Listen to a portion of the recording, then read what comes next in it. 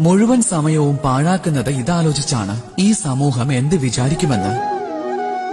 ഞാൻ എന്താണ് ചെയ്യേണ്ടത്, ഞാൻ എന്താണ് ചിന്തിക്കേണ്ടത്, എന്താണ് ധരിക്കേണ്ടത്, എന്താണ് ഉചിതം, എന്താണ് അനുചിതം, ഞാൻ ഇങ്ങനെ ചെയ്താൽ അവർ എന്ത് കരുതും, അവർ എന്നെ മോശക്കാരനായി കാണില്ലേ, മറ്റുള്ളവരെക്കുറിച്ച് ഓർത്ത് ഇങ്ങനെ ഉള്ളിൽ നിന്നും ഭയമുണ്ടാകുന്നു. വെറുതെ അസ്വസ്ഥരായിക്കൊണ്ടിരിക്കും. എപ്പോഴെങ്കിലും സ്വയം ചോദിക്കണം, ആരാണീ മറ്റുള്ളവർ, ആരാണീ സമൂഹം? പ്രപഞ്ചത്തിലെ ഓരോരോ വ്യക്തികൾക്കും അവരവരുടേതായ വ്യക്തിത്വമാണ് ഉള്ളത്. അവനവന്റേതായ ചിന്താധാരയുമുണ്ട്.